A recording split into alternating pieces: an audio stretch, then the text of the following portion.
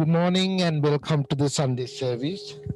This morning we are going to do the meditation first. After the meditation, Steven Subodha is going to give a Dhamma talk. After that, question and answer. And the last item is chanting. So right now, Venerable Panyaloka is going to lead the Metta meditation.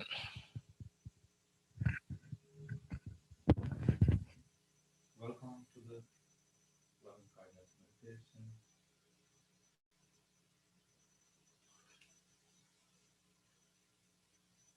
Relax your mind.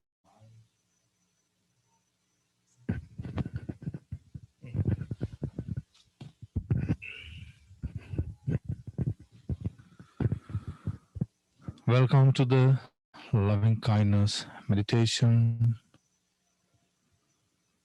Relax your minds. Relax your bodies. Feel free to sit in a comfortable position. It could be on your bed, on a cushion, against a wall.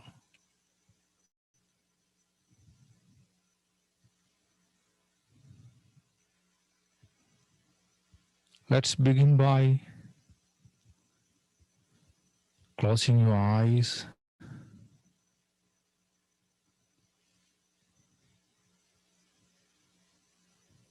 Relax your mind.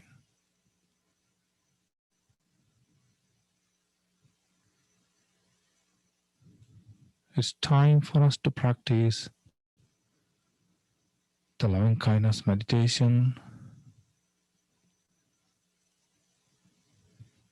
Be ready to experience the bliss of this present moment. Reflect on these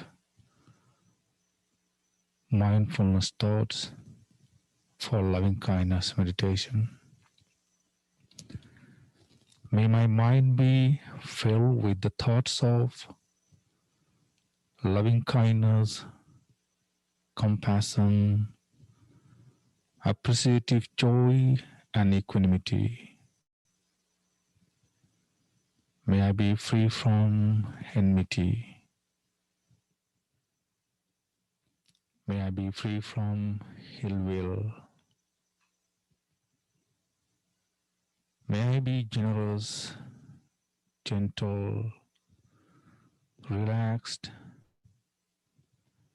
happy, and peaceful.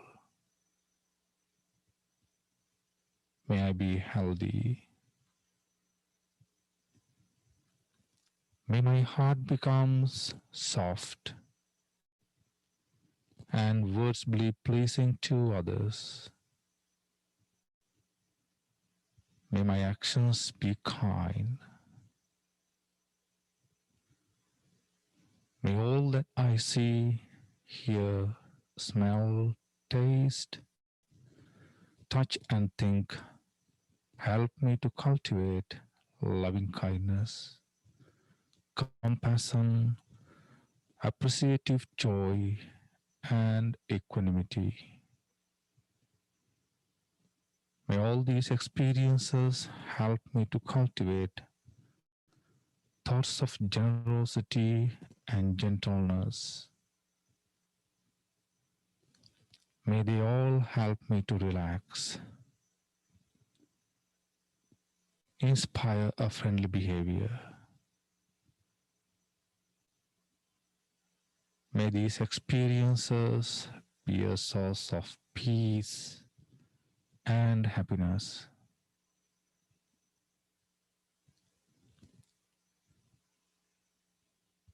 May these thoughts help me to be free from fear, tension, anxiety, worry, and restlessness. No matter where I go in the world, in any direction, may I greet people with happiness, peace, and friendliness. May I be protected in all directions, especially from greed, anger, aversion, hatred, jealousy, and fear.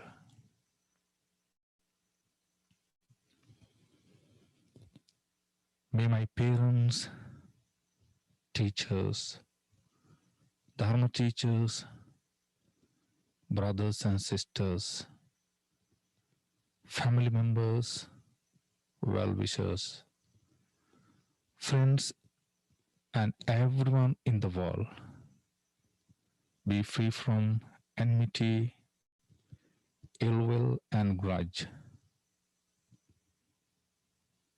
May they all be happy, healthy, and peaceful.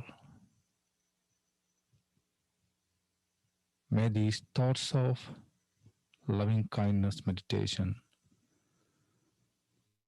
bring happiness, peace, and health to your family members, friends, everyone.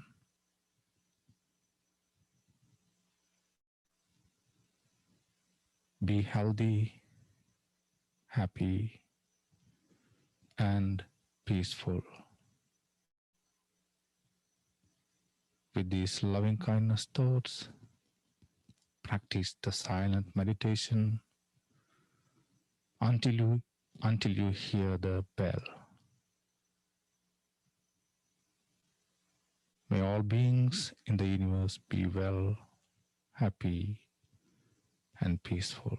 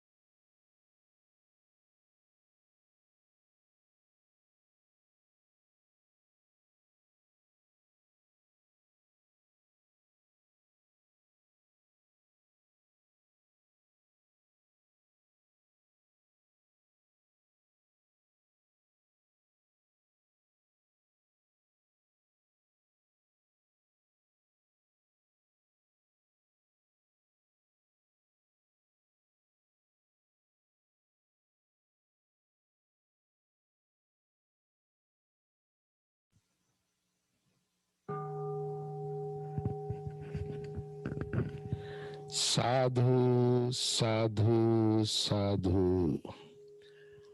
Thank you, Venerable Panyaloke. Right now is Subodha is going to give a Dhamma talk. Thank you, Subodha, being with us today. I believe you are there. Yes, I am, Bhante. All right, thank you, Subodha. You have time. You can start your Dhamma talk. Thank you, Bhante.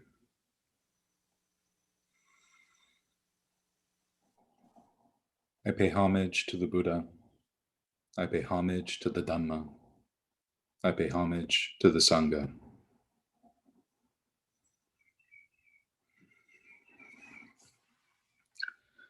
Well, good morning. Still morning technically, right? 11:18. Good morning, everybody. Today I would like to talk about true equanimity. So a few weeks ago, I gave a talk on the 7 factors for awakening, or 7 factors to awakening. And when I got to equanimity, right at that last little bit, I was running out of time. So all I really got to say about it was, yeah, it's kind of like a stoic thing. And anyway, let's move on to the next thing. So I wanted to spend the entire talk today on equanimity. But like anything else in the Buddhist path, when you talk about one facet or one particular quality or one factor, you end up talking about a lot of the other things as well. And that's very much the same thing today. But I would hope that as I do this, we can try to keep that lens, that focus on this quality of equanimity. So to start, I'm going to tell you about Grandpa Nunez, my grandfather. So my grandpa is a very small and quiet man, even though he's very wise, very smart, and very strong. He is exceedingly quiet, astoundingly quiet. And so it's sort of sad that in that sense, he has this giant family of really, really loud people. Now, some of that's not my family's fault. If you get enough of us together, it's going to be loud. There's just so many of us. He had 5 kids. A bunch of his kids had kids. Now, those kids are also, some of them having kids. It's a whole bunch of people all together. So my grandfather, generally speaking, can't get a word in edgewise. He's so quiet that once we're actually all together, there have been several times I haven't known he's actually talking to me. I can't tell you how many times I've been standing somewhere at a family party, looking around, taking the whole thing in, and then my dad nudges me. He says, "Hey, you know your grandpa's talking to you." And I turn and I didn't even know he was next to me. I'm like, "Oh, hi, Grandpa," and we talk. So because of that, because of his quiet nature and also his quiet voice, he and I actually haven't spoken all that much. We've spent time together companionably, but a lot of the talking stuff hasn't happened. And so that means that a lot of the lessons I've learned from my grandfather have not usually been through spoken word, they've been through example, which I think sometimes is better. Now, when I was in middle school, after a very long career of my grandfather being, a carpenter, a contractor, a handyman, all sorts of stuff, even owns some properties and manages some apartments and things like that. Does a lot of different stuff. But when I was in middle school, he decided he was going to put some of his money into one project and open up a hardware store. Now that hardware store is actually doing pretty well even now, and that hardware store still exists. And my grandfather, still showing no signs of wanting to retire, is still working at the hardware store a lot. But when I was a senior in high school, I decided I wanted some spending money. I wanted to go out and do stuff. Didn't matter that I didn't own a car and I didn't have a driver's license, but I really wanted some spending money because I had a girlfriend and I wanted to, I don't know, buy her some stuff at Taco Bell or something. I don't know, but I wanted some spending money. And so we worked out this arrangement, my grandfather and I, that on Saturdays, my dad would drive me there in the morning and then pick me up in the evening. I'd basically do a whole day Saturday helping out at the shop, which quite frankly was a bad idea because I knew nothing about helping out at a hardware store. They also made custom cabinets, and I knew nothing about making cabinets. And at the time, my Spanish wasn't all that great either, and it's a hardware store in East LA. So really, I was just there. And so my grandfather put me in the back helping out the guys making the custom cabinets, who were pretty annoyed I was there because they all knew how to do everything, and I didn't know how to do hardly anything. And then there was also this big language barrier. So I ended up getting all these random tasks. And one of those tasks they gave me was to sweep outside. You know, back behind the shop, there's this big lot where they sell sand and they sell stuff for cement, and they sell all these powders and things that fly in the air and get all over the place. So they said, go out and sweep. No one told me where any of the actual sweeping materials are. You know, no one told me where all the brooms were. So I go off and find some little rinky-dink broom that kind of sweep your bathroom, or you sweep your kitchen with, or the living room, one of those little tiny ones. And I'm just working away in this small little corner of this big lot with this tiny little broom trying to clean up the whole place. It just so happens around that time, my grandpa's walking outside and he sees me and he just kind of shakes his head.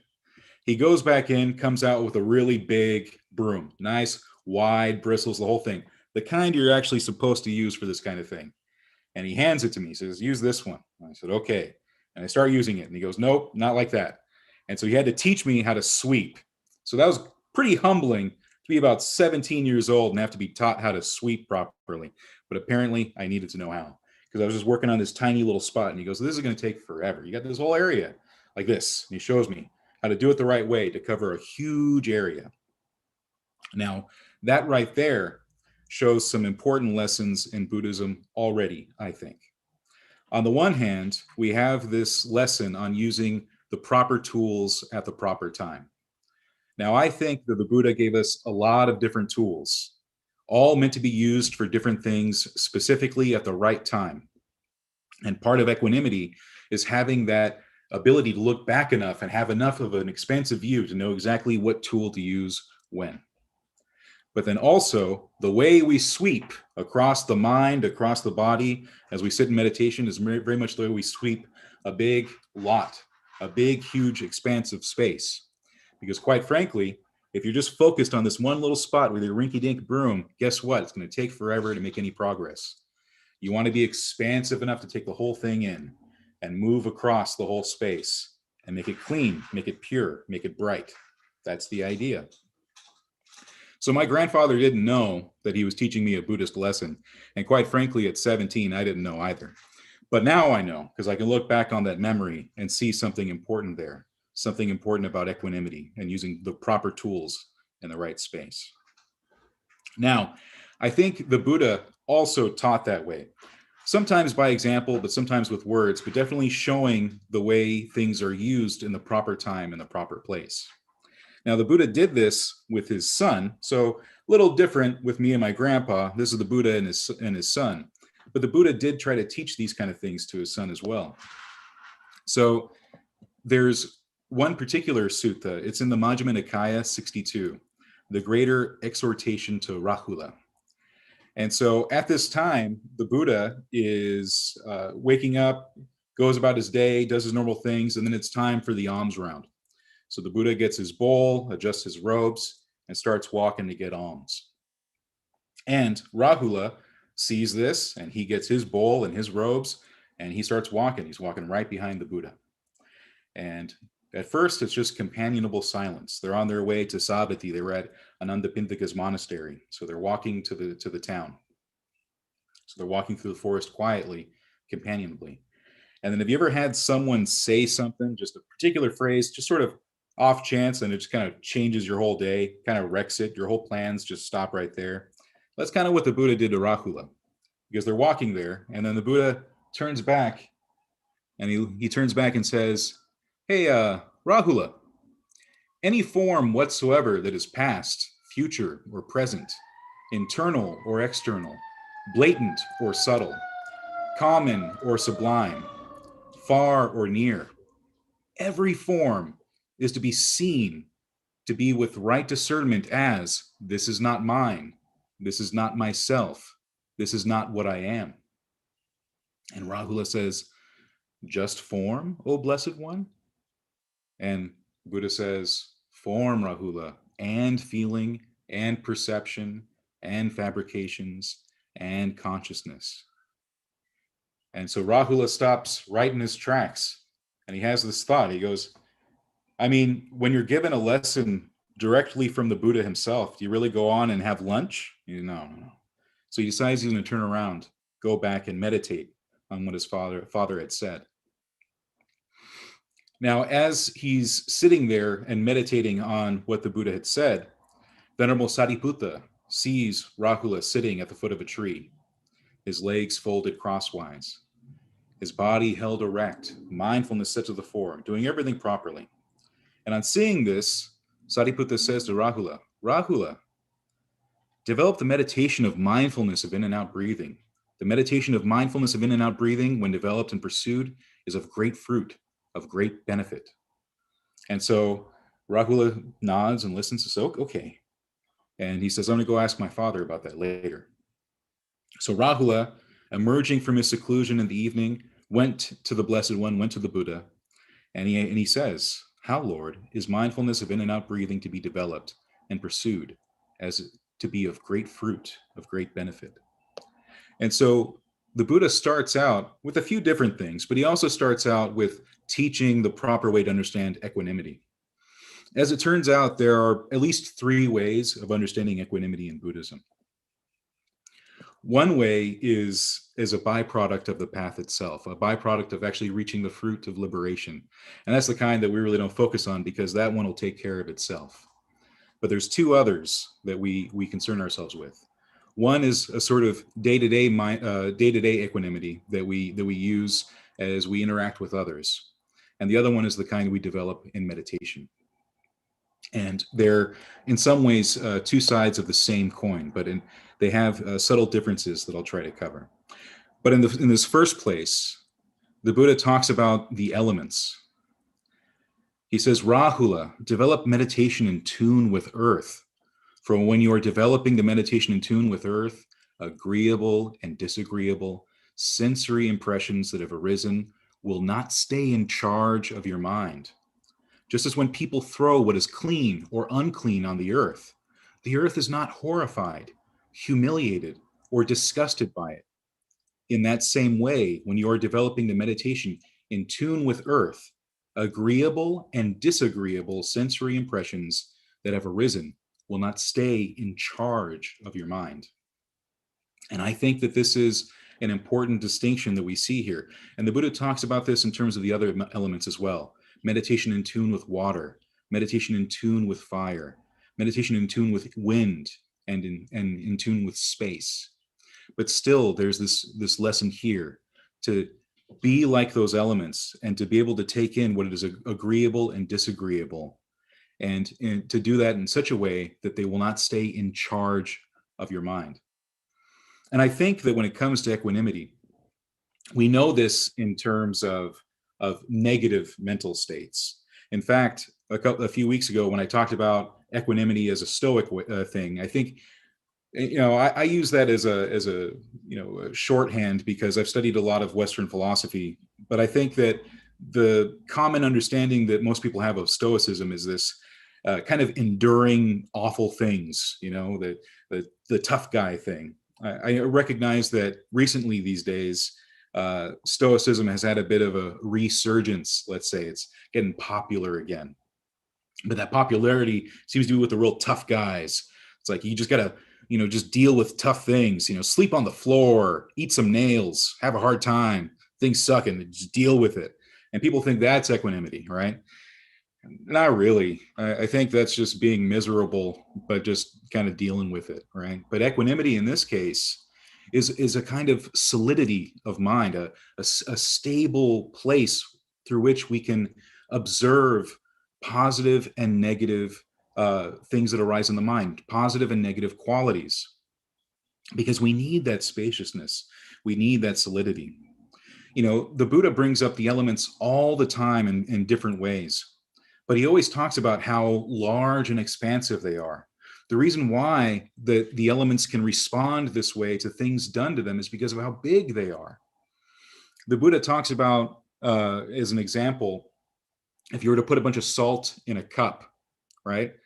How would that cup of water taste? It tastes salty. It tastes disgusting. It wouldn't be drinkable. But if you had a whole lake and you put a little tablespoon of salt in there, you can still drink the lake. The water's fine, right? Now, the Buddha uses that example in terms of karma. The idea being that if you generate enough good karma in your life, that those little things you worry about, those little bits of negative karma, it's like, I didn't open that door for that guy, and I called that guy a jerk. In the scheme of things, if you have enough good karma, it'll outweigh any of those little bad things you're concerned about. But in the same way, if you're expansive, you're able to take in all the good and all the bad sense impressions that come up in meditation and come up in daily life. Another example of this is when we look at the Brahma Viharas, right? Told you, we ended up covering a lot of ground just by looking at equanimity. But it's because equanimity shows up so many places. Shows up in the 7 factors for awakening, but also shows up in the Brahma Viharas. And why? Right? When you look at it, a lot of the time people hear the Brahma Viharas and they think of them as sort of passive feelings. You hear, loving kindness, or what I usually call goodwill, and you hear compassion, and you hear empathetic joy, and you hear equanimity, and you think, all right, these are emotions. These are feelings that I should try to have for people. They can kind of run in the background all the time, like they run in the background like your Fitbit or some music in a movie, someone's talking and there's some soundtrack playing in the background. And the thing is, any of the tools the Buddha gives us always have some kind of action, some sort of duty, some sort of thing that's directed. That's why his instructions for meditation always talk about bringing mindfulness to the fore, using directed thought and evaluation. These are activities, not simply emotional states running in the background, which means that the Brahma Viharas work exactly that same way. When we look at goodwill, we understand that it's something that's supposed to be unlimited, universal. And we think, again, it's got to be all the time. It's got to be all over the place in every moment. Not really. It's unlimited in the sense that you're able to foster goodwill for everyone you come across, every single person, so that you hold no animosity to them. And you're able to also, in that same way, in that sense of having goodwill, be able to foster compassion when you come across the suffering of others and yourself, and empathetic joy when you see the triumphs and successes and the good that happens for others and yourself. And those are actions. Those are things that you have to direct the mind to, things you have to work on every day. And it's not just a passive feeling you have, just a good, warm, fuzzy feeling like, I hope everyone's okay. But really, in your day-to-day life, actually being able to look at the person in front of you and have thoughts of goodwill for them, to have compassion for them, to have empathy for them, and also equanimity in the sense of not being agitated or irritated. In fact, in this same sutta, the Buddha brings up pretty much everything. He gives his son the whole lesson on all the kinds of meditation. So I would recommend taking a look at this sutta on your own later if you like. This is MN 62. And the Buddha says, develop all these kinds of meditation, develop meditation in tune with water, in tune with fire, in tune with wind, and for the exact reason we said before. Just as space is not established anywhere, in the same way when you're developing the meditation in tune with space, agreeable and disagreeable sensory impressions that have arisen will not stay in charge of your mind. But then the Buddha also says, develop the meditation of goodwill. For when you are developing the meditation of goodwill, ill will be abandoned. Develop the meditation of compassion. For when you are developing the meditation of compassion, harmfulness will be abandoned. Meditation of empathetic joy, because when that's developed resentment will be abandoned. Same thing with meditation of equanimity. Irritation will be abandoned.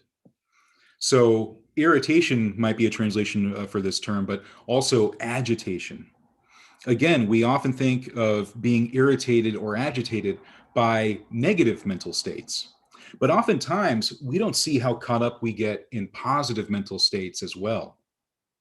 Or at least the things we see as positive, the things that we crave and cling to, the things that we desire, the things we run after, the things that we assure ourselves once we have, we'll be happy.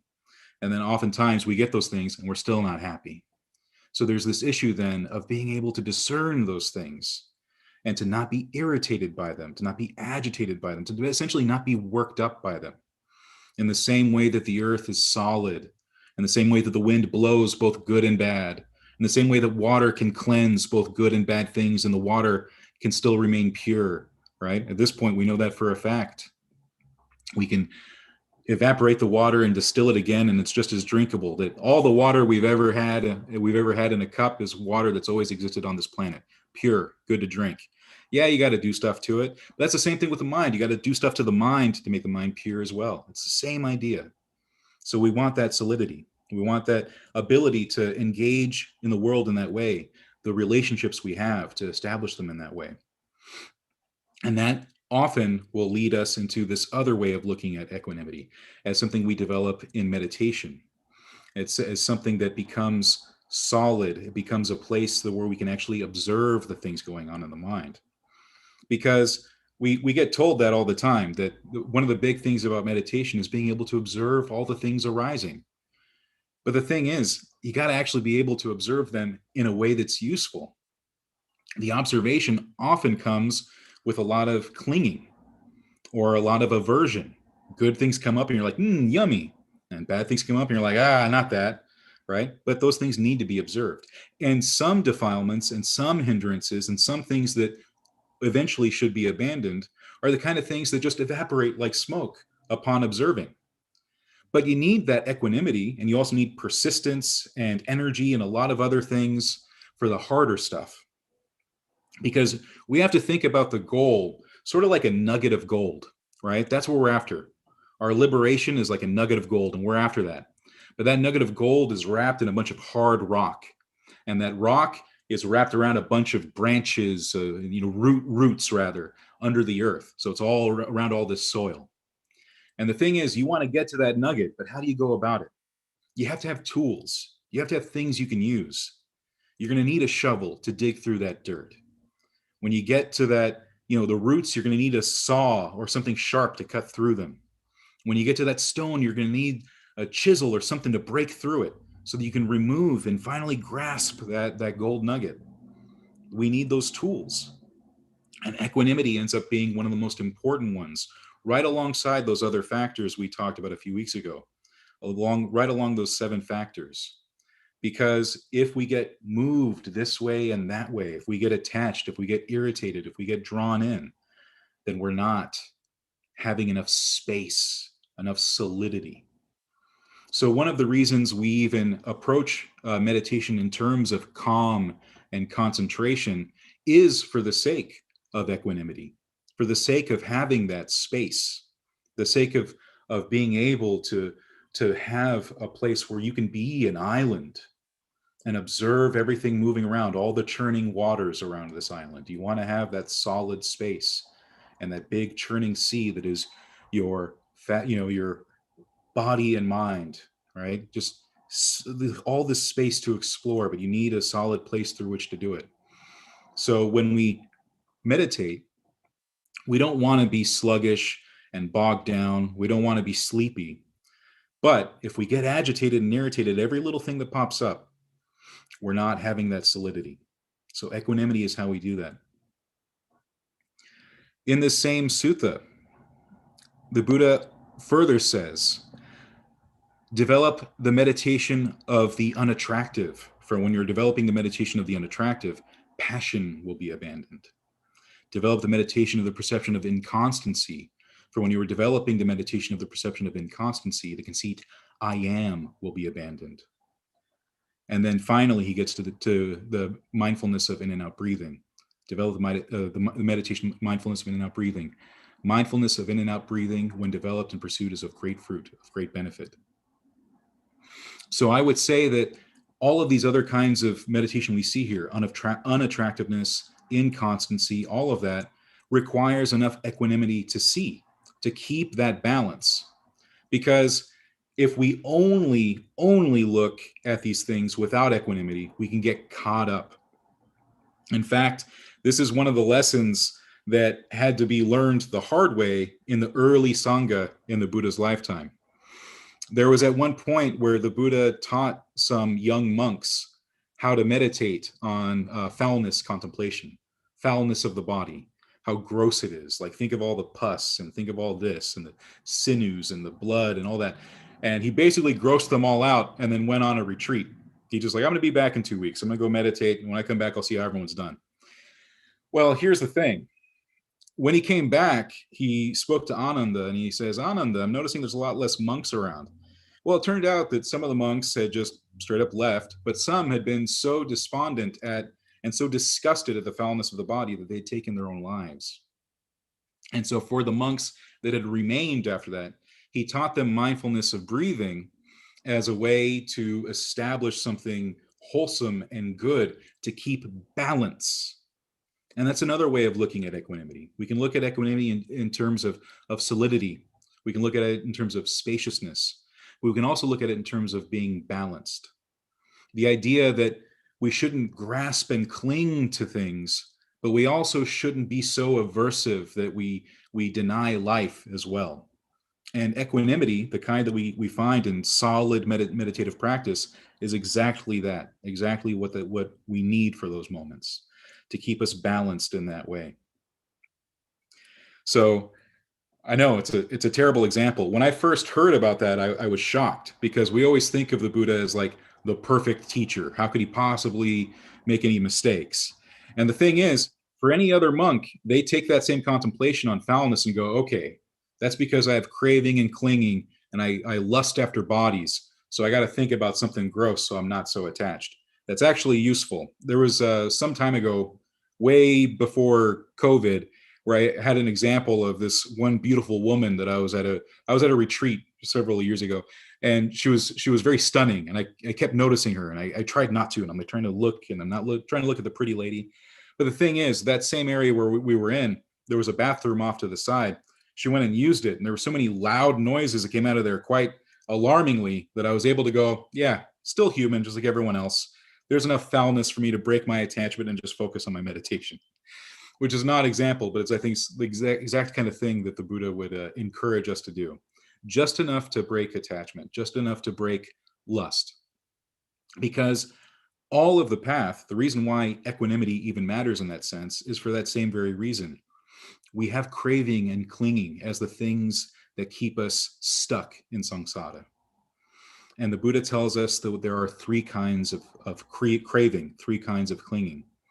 Sensual desire, and then craving for becoming, and non-becoming. And something like equanimity gives us that space and solidity to break away from sensual desire. And it also helps us break away from unskillful craving and clinging for becoming.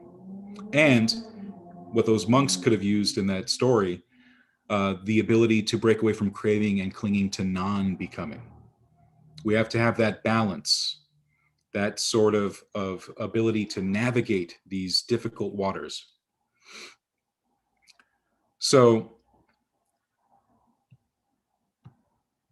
if you've never practiced mindfulness of breathing, at least as it's found in the Pali Canon, there are 16 contemplations. And some people think of them as a kind of paint by numbers thing. You go through 1, 2, 3, 4, 5, 6 of these contemplations. But the truth is, like anything, like I was saying before, the proper tool in the proper time. And some of these are exactly the kind of things that lead to the equanimity I was talking about, giving you a solid place to establish yourself and observe what arises in the mind. The Buddha recommends that we establish concentration and calm so that we are able to calm bodily factors, fabrications, mental fabrications. And then once we've done that, we can become sensitive to the mind. So the instructions, he says, he trains himself. I will breathe in calming bodily fabrications. I will breathe in calming mental fabrications. And it's once we've done that, that he gives the training. I will breathe in sensitive to the mind. I will breathe out sensitive to the mind. I will breathe in satisfying the mind. Breathe out satisfying the mind. I will breathe in concentrating the mind. And it's once the mind is concentrated, I will breathe in releasing the mind. Breathe out releasing the mind. So we see that concentration, and in this case, gives strong foundations for equanimity. The ability to find release from craving and clinging enough, just enough, like not completely, because doing that alone would take you to enlightenment, take you to release, but enough release to be able to observe, to be able to see, to look at the things that arise, these qualities, mental and bodily fabrications, and see which ones are worth holding on to for now to be abandoned later, and those that need to be abandoned immediately. And enough space and solidity to do exactly that, as it's needed. All right. So I will end this with the same instructions that the Buddha gave. This, Rahula, is how mindfulness of in and out breathing is developed and pursued so as to be of great fruit and great benefit. When mindfulness of in and out breathing is developed and pursued in this way, even one's final in-breaths and out-breaths at one's death are known as they cease, not unknown. And I will say then that in that way, we establish the kind of equanimity that is truly useful, a useful tool in releasing ourselves from craving and clinging. And then I will end there. Thank you. Thank you, Steven Subodha. If you have any question, we have time to ask the question.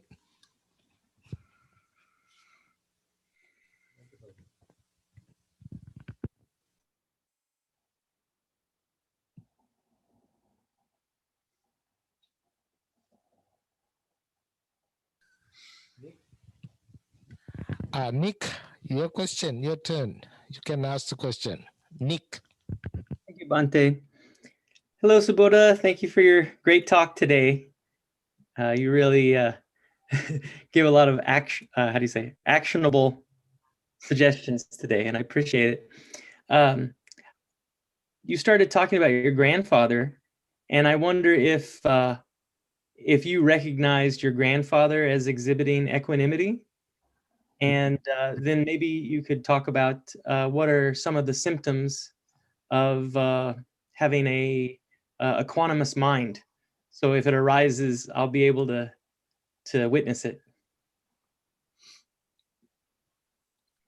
So I would say that here's the thing. My grandfather, just like anyone else, can lose his temper. The thing is, he's just real quiet about it. He really is just a soft-spoken man.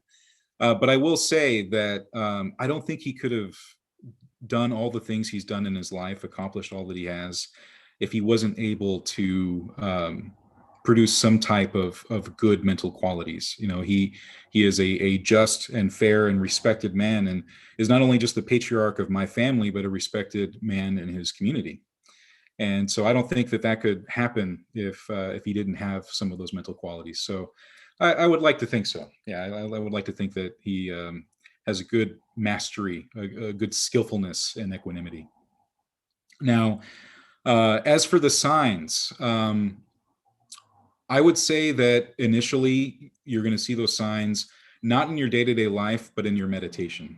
And I think sometimes people think that's going to be the other way around, that they're going to meditate and their meditation's going to suck. It's going to be really bad, but they're going to notice that they were like nicer to the barista at the coffee shop that day. So like, oh, the progress. But I think it's often the other way around, that what you'll see is that as you're able to really still the mind in meditation and find that sense of quiet and calm, tranquility, you see that even if things arise, and they will, you'll be able to see the way the mind kind of chases after it. And you'll see that there's a gap there between the chasing and the observation. And so it becomes something that you can witness and see and go, I see the way the mind chases after this. And then you can look at that thing and say, is it worth chasing after? What's its allure? Why does my mind chase after it? And what are the drawbacks? What do I see are actually bad about, or unskillful rather, about chasing after this? And you start to see these things rather than just reacting to them, or even kind of having just a natural clinging immediately. You see more space between the craving and clinging and your own mind. And that'll also be reflected, like I said, in the 16 contemplations. You'll actually see signs of calming of bodily fabrication. You're able to relax the body and be at ease. You'll be able to sit in meditation for longer stretches without the body becoming restless, without it becoming sluggish. You won't be falling asleep as much and everything. And then you'll also be able to calm mental fabrications, which means that the things that arise will be different kinds of things. You're not going to be dreaming up all these crazy fantasies. You're going to start seeing more the impulses that are underneath those fantasies than the fantasies themselves. And the way you respond to them becomes healthier, more wholesome. My teacher doesn't like wholesome. He says when people say wholesome, he thinks of like blue-eyed blonde kids in Idaho or something. So I would say that the response becomes more skillful in that way. I hope that helps.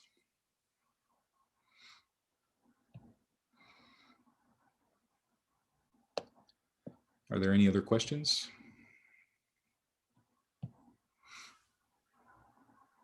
Thank you, Subodha. When you talked about expansiveness in meditation, I think of that as sort of a situation wherein everything is all inclusive in my practice, as far as sound awareness and full body meditation, and that's what comes to mind for me. And sometimes the aversion of I've seen it where individuals noises tend to be bothersome, but I'm not going to say that I can do it all the time successfully, but there, in large part, I don't have a problem with any of the external environmental things that go on, and with respect to the attachment to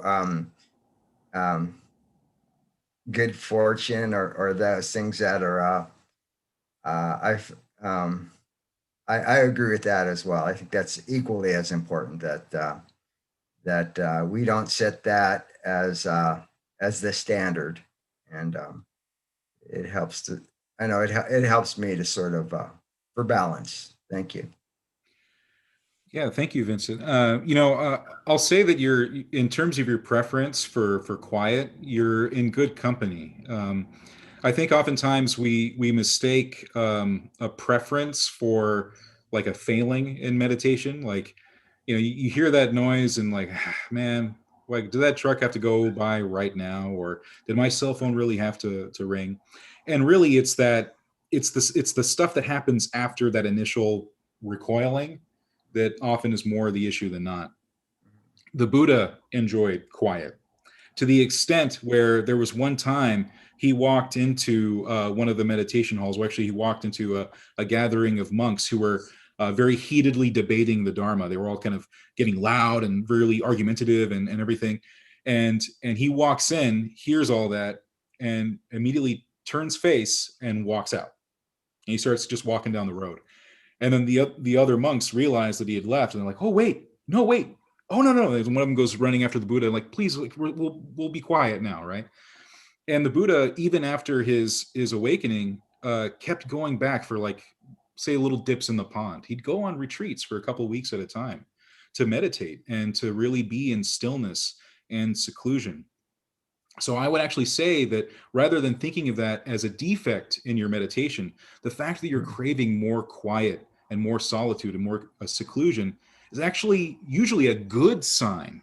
It means that you're actively wanting more meditation, which is the whole point. You know, in many ways, we're climbing up a ladder, and we keep thinking that, like, hey, the Buddha says we got to learn to let go.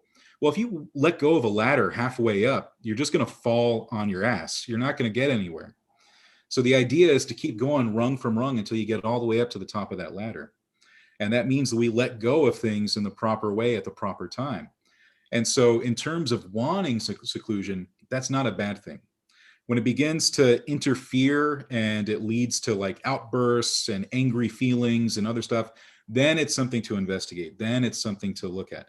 But the mere desire to want seclusion and quiet means that meditation is becoming more worthwhile. It's becoming the kind of thing you want to do. And that's not a bad thing. For many of us through most of the path, we actually want a little craving for meditation. That's a good thing, because that means we're, the way my teacher puts it, exchanging candy for gold, right? You know, rather than eating all this junk food, we're actually taking in something that's worth something. So those are my thoughts, Vincent. I hope that's helpful. Thank you.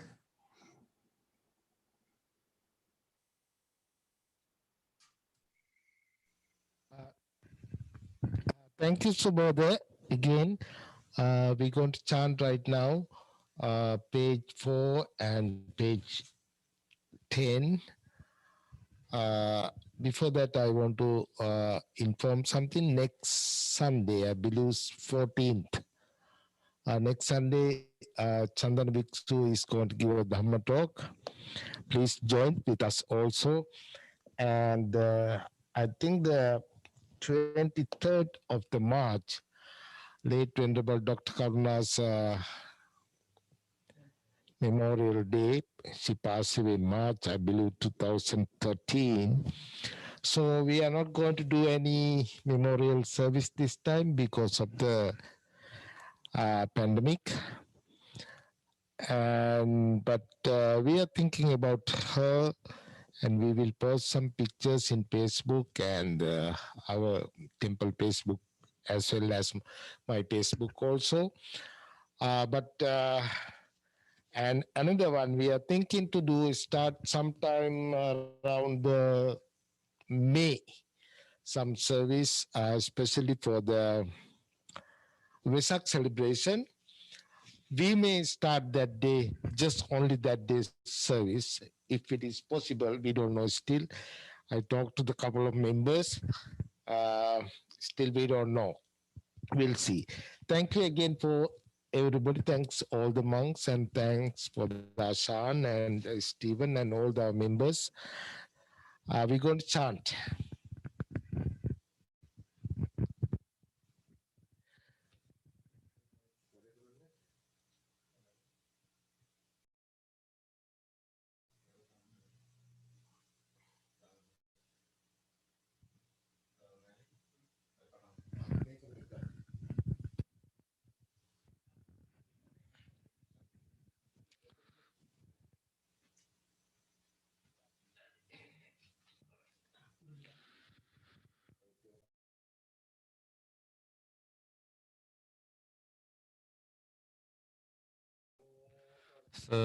භගවතු අරහතෝ සම්මා සංබුද්දස්ස නමෝ තස්ස භගවතු අරහතෝ සම්මා සංබුද්දස්ස නමෝ තස්ස භගවතු අරහතෝ සම්මා සංබුද්දස්ස බුද්ධං සරණං ගච්ඡාමි ධම්මං සරණං ගච්ඡාමි සංඝං සරණං ගච්ඡාමි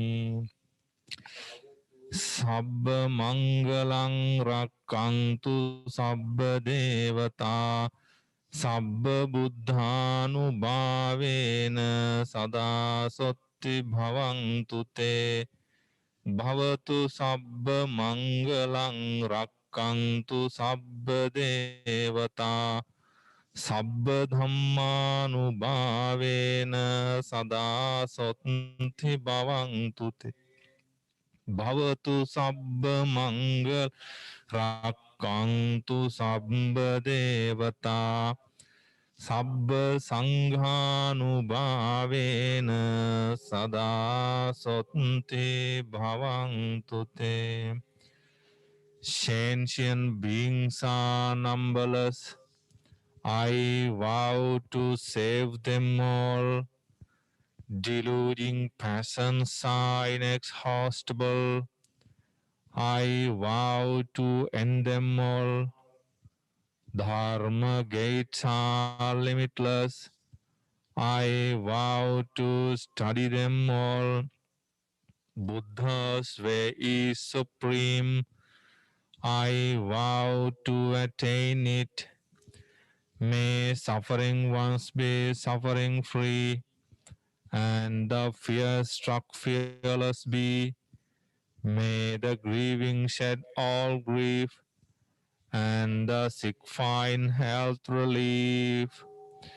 Nying di du kong duk po kap unya di nyai dang du chung sangi nyai kong ai pa da Neng di du kong duk po kap unya di